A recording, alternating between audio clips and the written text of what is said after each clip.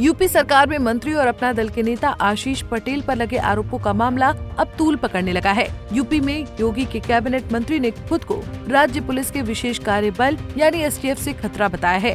यही नहीं बल्कि उत्तर प्रदेश के प्राविधिक शिक्षा मंत्री आशीष पटेल ने अपनी ही सरकार पर आरोप लगा दिया है। अब ऐसे में सवाल ये है कि आखिर आशीष पटेल को ऐसे आरोप क्यों लगाने पड़े और आशीष पटेल के एसटीएफ पर आरोप लगाने की वजह क्या है।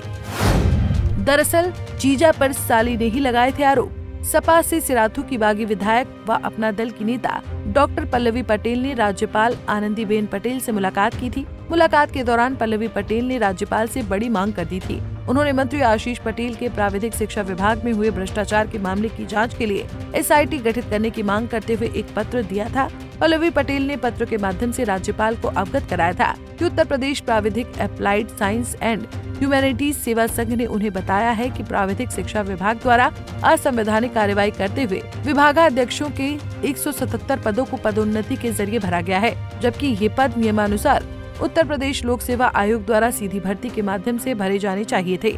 उनका कहना है कि पदोन्नति में अनियमितता और पिछड़ों के आरक्षण की अनदेखी कर पदोन्नति दी गई।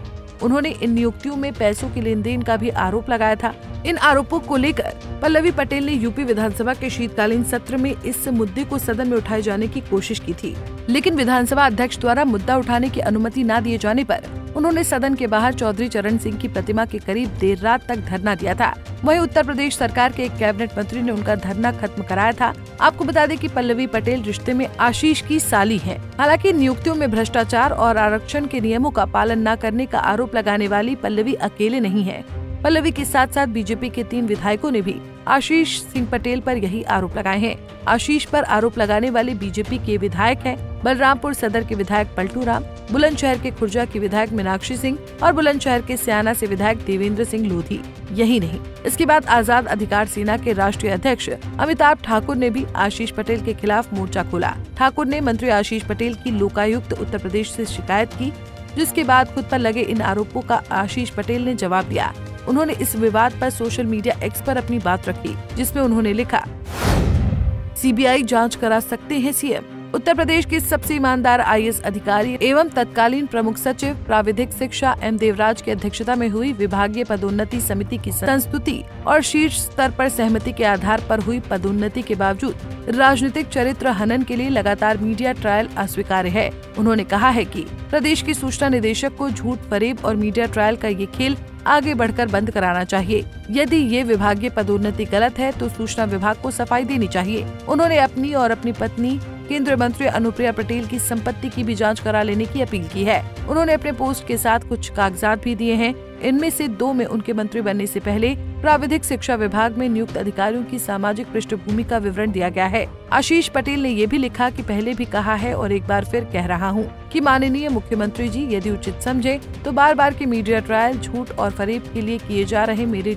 राजनीतिक चरित्र हनन के इस दुष्प्रयास का अस्थायी विराम के लिए बतौर मंत्री मेरे द्वारा अब तक किए गए सभी फैसलों की सीबीआई जाँच करा सकते हैं। आपको बता दें कि आशीष ने इस पोस्ट के जरिए उन आरोपों को खारिज करने की कोशिश भी की है जो उन पर दलितों, पिछड़ों का हक मारने को लेकर लगाए जा रहे हैं। उन्होंने कहा कि झूठे तथ्यों, अफवाहों और मीडिया ट्रायल से अपना दल की सामाजिक न्याय की लड़ाई बंद नहीं होने वाली। हम अब पहले से भी अधिक शक्ति के साथ सामाजिक न्याय की आवाज बुलंद करते रहेंगे। इसके साथ ही आशीष ने ये भी लिखा है कि अपने शुभचिंतकों के लिए एक विशेष बात कि यदि सामाजिक न्याय की इस जंग में मेरे साथ किसी प्रकार का षड्यंत्र या दुर्घटना हुई तो इसकी जिम्मेदारी उत्तर प्रदेश पुलिस के स्पेशल टास्क फोर्स यानी एसटीएफ की होगी। फिलहाल आशीष पर लगे आरोपों पर अभी तक न तो बीजेपी की ओर से और न ही सरकार की ओर से कोई सफाई दी गई है, लेकिन आशीष के इन बयानों से साफ हो गया है कि उत्तर प्रदेश में एनडीए में सब कुछ ठीक नहीं चल रहा है। अगर ठीक चल रहा होता तो कोई कैबिनेट मंत्री अपने साथ किसी अनहोनी की आशंका नहीं जताता।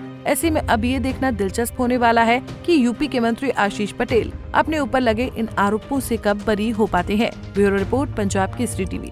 हमसे जुड़े रहने के लिए हमारे YouTube चैनल को सब्सक्राइब करें और नई वीडियो की नोटिफिकेशन के लिए बेल आइकॉन को दबाएं।